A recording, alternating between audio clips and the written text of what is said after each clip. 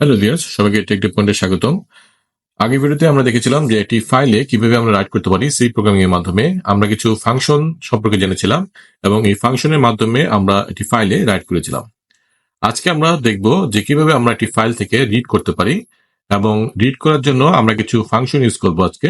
So এই ফাংশনগুলো নিয়ে আজকে আমরা আলোচনা করব এবং এই ফাংশনগুলো আমরা কিভাবে প্রোগ্রামে ইউজ করতে পারি এবং সেগুলোর মাধ্যমে আমরা একটি ফাইল থেকে রিড করতে পারি, এই কনসেপ্টগুলো আজকে আমরা বোঝার চেষ্টা করব।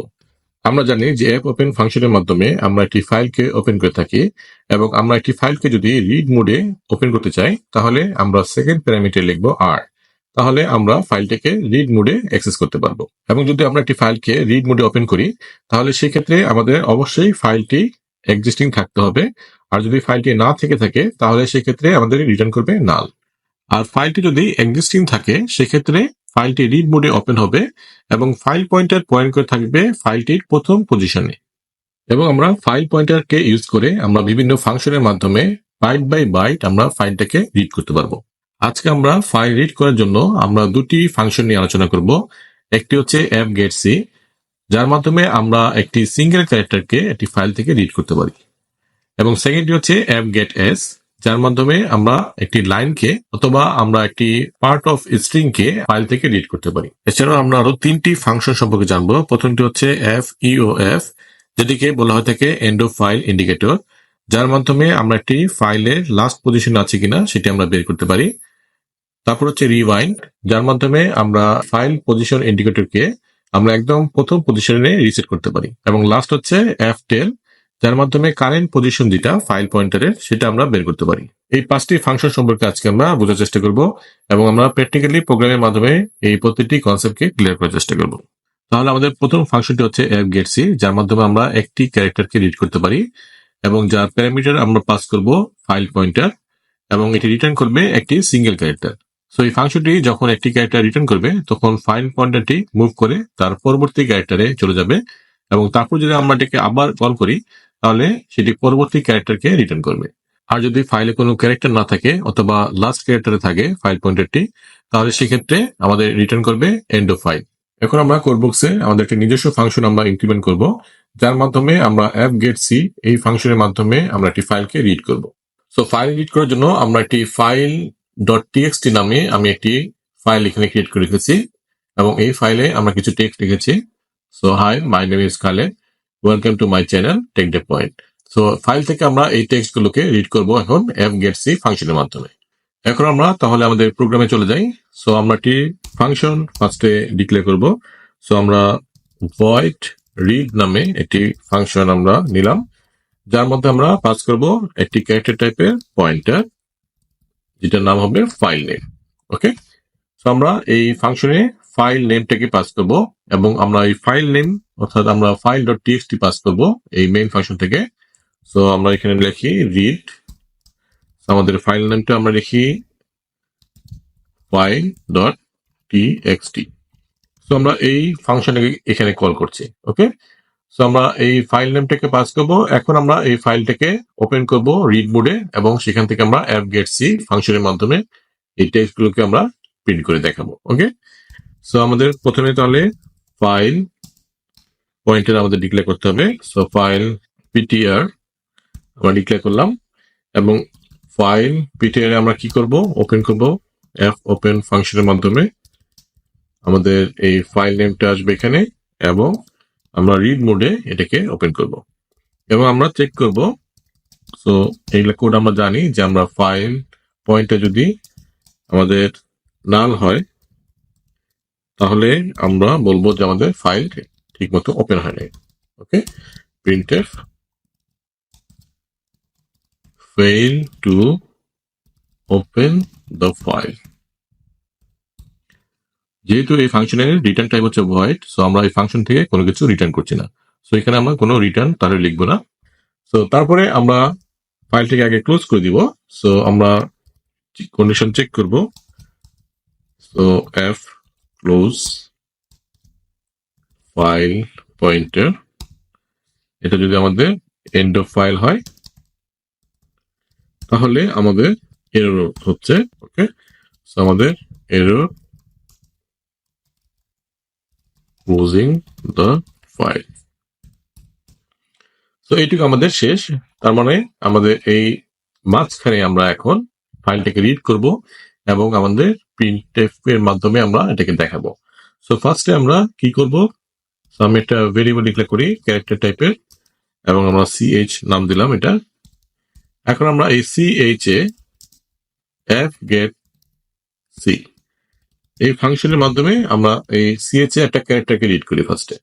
তো আমরা এখানে ফাইল পয়েন্টারকে পাস করব এবং এটাকে যদি আমরা এখন প্রিন্ট করি প্রিন্টএফ এর মাধ্যমে, তাহলে আমাদের একটা সিঙ্গেল ক্যারেক্টার প্রিন্ট হবে। সো আমি %c দিলাম এবং ch লিখলাম।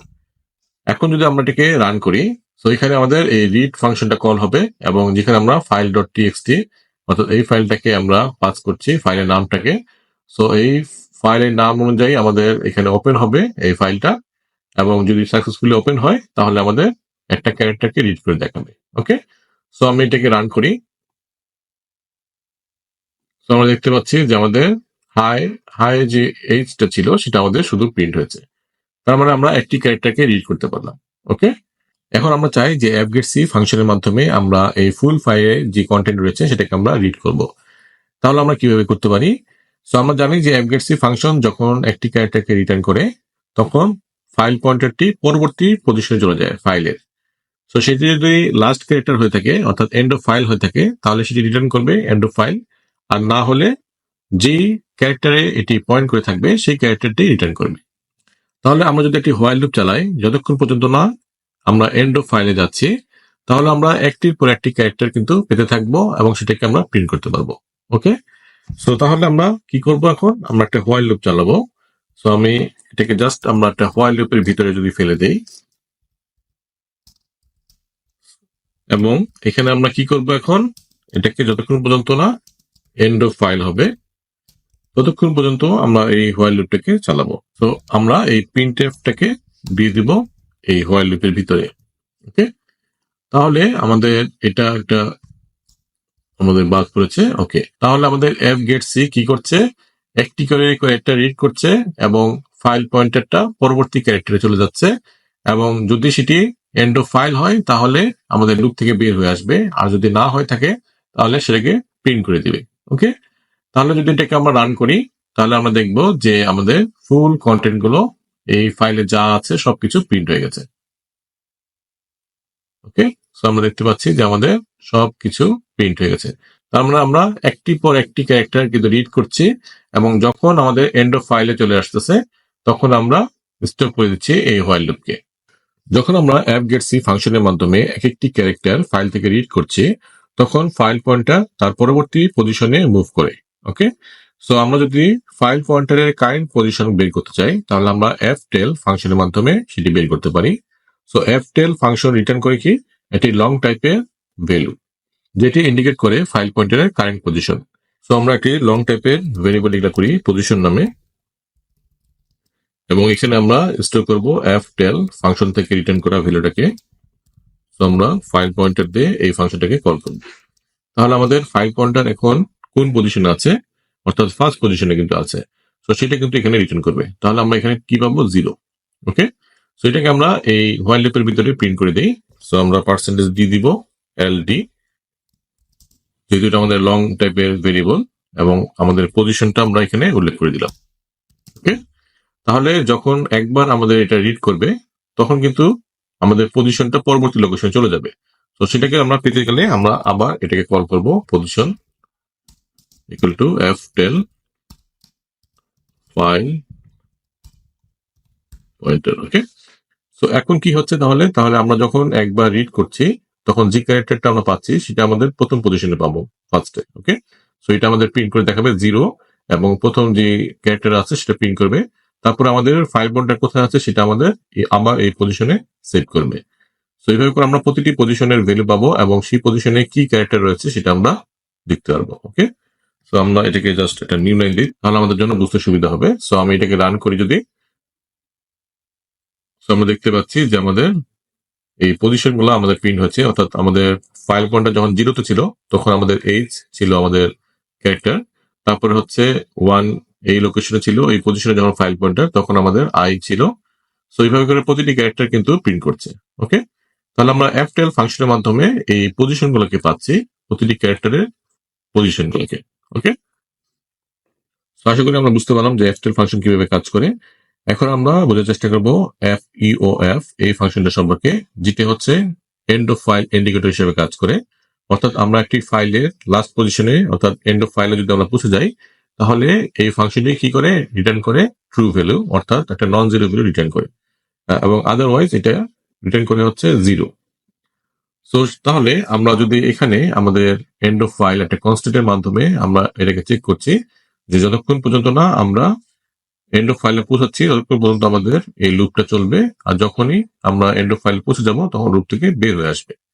ওকে, সো এখানে আমরা তাহলে এই জিনিসটাকে আমরা এই ফাংশন কলটাকে আমরা যদি জাস্ট এখানে আমরা লিখি, ওকে, এবং এখানে আমরা একটা ইনফাইনাইট লুপ চালাই, এবং এখানে আমরা ইফ কন্ডিশনের মাধ্যমে জাস্ট চেক করি যে আমাদের feof এই ফাংশনটা, যার মাধ্যমে আমরা ফাইল পয়েন্টারকে পাস করব, সো এটা যতক্ষণ আমাদের ট্রু হবে, যখনই আমাদের ট্রু হবে তখন এই ইনফাইনাইট লুপটা ব্রেক করে যাবে। ওকে, সো ট্রু হওয়া মানে কি, আমরা এন্ড অফ ফাইলে পৌঁছে গেছি, তখন এই লুপটা থেকে বের হয়ে আসবে। সো আমাদের এটাকে রান করি, ঠিক একই আমাদের আউটপুট দিবে। সো আমরা দেখতে পাচ্ছি যে আমাদের ঠিক একই আমাদের আউটপুট দিচ্ছে। ওকে, তাহলে এইভাবে আমরা ফাইলটাকে রিড করতে পারি, এবং আমরা চাইলে এটাকে ইফ কন্ডিশনের মধ্যে না দিয়ে আমরা চাইলে এটাকে এভাবে লিখতে পারি, যেমন আমরা নট লিখেছিলাম আগের বারও, not end of file. So আমরা এভাবে লিখতে পারি, নট যতক্ষণ পর্যন্ত এন্ড অফ ফাইল হচ্ছে ততক্ষণ আমাদের এই লুপটা চলবে। ওকে, সো আমি এটাকে যদি রান করি তাহলে আমরা দেখতে পাচ্ছি আমাদের ঠিক একই আউটপুট আসতেছে। ওকে, তাহলে আশা করি আমরা বুঝতে পারলাম যে feof এই ফাংশনটা কিভাবে কাজ করে।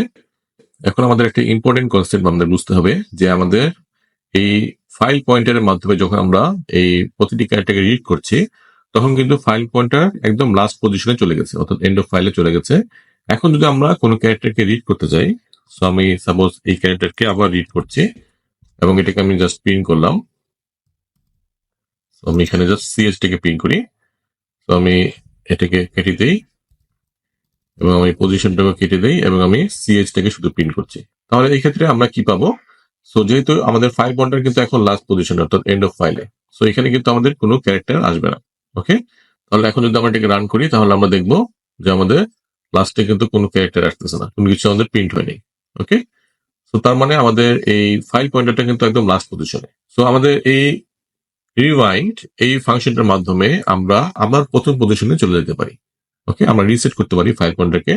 সো এখন যদি আমরা জাস্ট রিওয়াইন্ডের মাধ্যমে আমরা এই ফাইল পয়েন্টারকে রিসেট করতে পারি, সো এটা কোনো ভ্যালু রিটার্ন করে না, জাস্ট আমাদের এটাকে রিসেট করে দেয়, অর্থাৎ জিরো পজিশনে নিয়ে যায়। এখন যদি আমরা এটাকে আবার রান করি তাহলে দেখবো যে আমাদের এখানে এইচ প্রিন্ট হবে। ওকে, সো আমি এটাকে রান করলাম, সো আমরা দেখতে পাচ্ছি যে এখানে আমাদের এইচ প্রিন্ট হয়েছে। ওকে, তাহলে এই ফাংশনটা কাজ হচ্ছে যে আমাদের ফাইল পয়েন্টারটা কে আবার রিসেট করা, অর্থাৎ একদম জিরো লোকেশনে নিয়ে চলে যাওয়া। তাহলে আশা করি আমাদের এই প্রতিটি ফাংশনের কনসেপ্ট আমাদের ক্লিয়ার হয়ে গেছে যে fgetc কিভাবে কাজ করে, feof ফাংশন কিভাবে কাজ করে, rewind ফাংশন কিভাবে কাজ করে, এবং ftell ফাংশন কিভাবে কাজ করে। এখন আমাদের বাকি থাকলো fgets এই ফাংশনটি। fgets ফাংশনের তিনটি প্যারামিটার রয়েছে।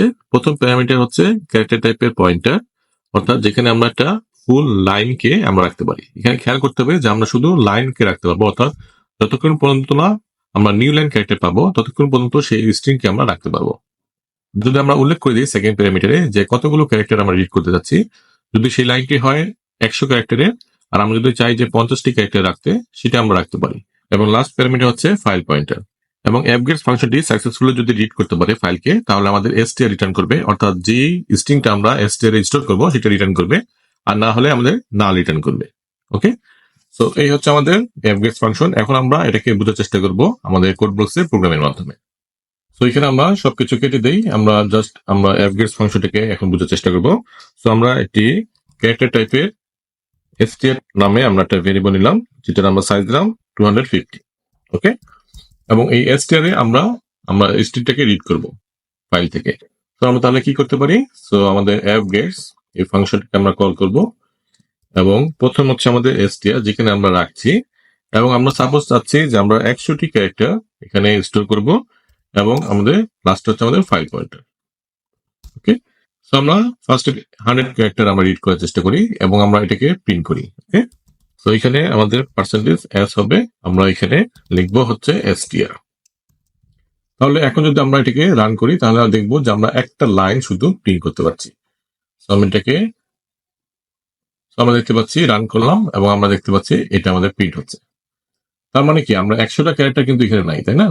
সো আমরা কিন্তু 100টা ক্যারেক্টার লিখতেছি এখানে, কিন্তু আমরা কিন্তু আসলে 100টা ক্যারেক্টার কিন্তু রিড করতে পারছি না, আমরা শুধু একটা লাইনকে রিড করতে পারছি।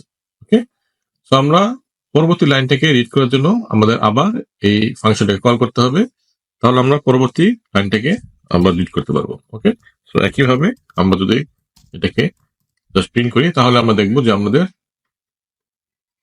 সব প্রিন্ট হয়ে গেছে এখন।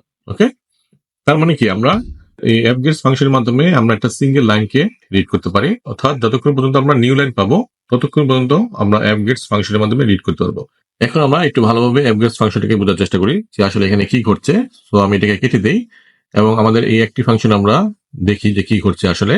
সো এখানে আমরা লিখেছি 100, কিন্তু আমরা কিন্তু রিড করতে পারছি যখন নিউ লাইন ক্যারেক্টার আসতেছে তখন কিন্তু আমাদের এই fgets ফাংশনটা লাস্টে কি করছে, একটা নাল ক্যারেক্টার অ্যাড করে দিচ্ছে, তখন সেটা একটি নাল টার্মিনেটেড একটা স্ট্রিং এ কনভার্ট হয়ে যাচ্ছে। সো আমরা শুধু fgets এর মাধ্যমে তখন শুধু একটি লাইনকে আমরা পড়তে পারতেছি, কিন্তু আমরা যদি চাই যে আমরা 10টি ক্যারেক্টারকে রিড করতে, অর্থাৎ নাল ক্যারেক্টার সহ 10টি ক্যারেক্টার, তো সেটা আমরা করতে পারি, কারণ যেহেতু এই 10টি ক্যারেক্টার যখন আমরা রিড করছি তখন কিন্তু আমাদের কোনো নিউ লাইন ক্যারেক্টার নাই। সো সেক্ষেত্রে আমরা এই 10টি ক্যারেক্টারকে রিড করতে পারবো। ওকে, সো আমরা নাল ক্যারেক্টার সহ 10টি ক্যারেক্টার আমরা রিড করছি। এখন আমাদের এই অ্যারেটার ম্যাক্সিমাম সাইজ হচ্ছে 250। সো আমরা এখানে 250ও দিতে পারি, কিন্তু আমাদের কিন্তু একটি লাইনই আমরা রিড করতে পারবো। ওকে, সো আমরা যদি এটাকে রান করি তাহলে দেখবো যে আমরা একটি লাইনই রিড করতে পারছি, কারণ যখন আমরা নিউ লাইন ক্যারেক্টার পাচ্ছি তখন সেখানে নাল ক্যারেক্টার অ্যাড হয়ে যাচ্ছে। ওকে, এবং ফাইল পয়েন্টারটা তখন পরবর্তী লাইনে পয়েন্ট করে আছে। এখন যদি আমরা এটাকে একটা লুপের মাধ্যমে আমরা রান করি তাহলে কিন্তু আমরা প্রতিটি লাইনকে আমরা এভাবে রিড করতে পারবো। আমরা জানি যে fgets ফাংশন যখন এন্ড অফ ফাইলে পৌঁছে যায় তখন আমাদের কি করে, নাল ভ্যালু রিটার্ন করে। সো আমরা একটা হোয়াইল লুপ চালাতে পারি, তো যার মাধ্যমে আমরা চেক করব যে এই ফাংশনটা আমাদেরকে নাল ভ্যালু রিটার্ন করছে কিনা। ওকে, সো নট ইকুয়াল টু যতক্ষণ নাল হবে ততক্ষণ আমরা এই লুপটাকে চালাবো এবং আমরা এইটাকে প্রিন্ট করতে থাকবো স্ট্রিংটাকে। ওকে, তো আমরা এটাকে প্রিন্ট করলাম, তাহলে আমরা দেখবো যে এখন আমাদের প্রতিটি লাইন প্রিন্ট হয়ে যাবে। ওকে, আমরা দেখতে পাচ্ছি যে আমাদের এই ফাইলটা রিড হয়ে গেছে। তাহলে আশা করি আমরা বুঝতে পেরেছি যে কিভাবে আমরা fgets ফাংশনের মাধ্যমে একটি ফাইলকে লাইন বাই লাইন আমরা রিড করতে পারি। তাহলে fgetc এই ফাংশনের মাধ্যমে আমরা ক্যারেক্টার বাই ক্যারেক্টার আমরা রিড করতে পারি, আর fgets এই ফাংশনের মাধ্যমে আমরা লাইন বাই লাইন একটি ফাইলকে রিড করতে পারি, এবং প্রতিটি লাইনের ক্ষেত্রে আমাদের কিন্তু একটি নাল ক্যারেক্টার অ্যাড হয়ে যায়, সেই কারণে আমরা ফাইল পয়েন্টারটা পরবর্তী লাইনে আমাদের পয়েন্ট করে থাকে। সো এই জন্য আমরা যতক্ষণ পর্যন্ত না নাল পাবো ততক্ষণ পর্যন্ত আমরা যদি fgets এই ফাংশনটিকে আমরা লুপের মাধ্যমে চালাই তাহলে আমরা প্রতিটি লাইনকে আমরা রিড করতে পারবো। সো এখানে কিন্তু খেয়াল করতে হবে যে আমাদের এই str এটা সাইজ যত ততগুলো ক্যারেক্টারই কিন্তু ফাইলে থাকতে হবে, যদি বেশি থেকে থাকে তাহলে কি হবে, তাহলে আমাদের কিছু ক্যারেক্টার মিসিং হবে, অর্থাৎ এটা যতটুকু ক্যারেক্টার সাইজ ওকে ততটুকুই আমাদের এই str এ স্টোর করবে, এর বেশি না। তাহলে আশা করি আজকে আমাদের এই ফাংশনগুলো ক্লিয়ার হয়েছে। সো নেক্সট ভিডিওতে আমরা দেখবো যে কিভাবে আমরা ফরম্যাটেড স্ট্রিং একটি ফাইল থেকে আমরা রিড করতে পারি fscan ফাংশনের মাধ্যমে, এবং আমরা স্ট্রাকচারের মাধ্যমে একটি ফাইলকে আমরা রিড করার চেষ্টা করব। সো দেখা হবে তাহলে নেক্সট ভিডিওতে। আজকের জন্য আল্লাহ হাফেজ।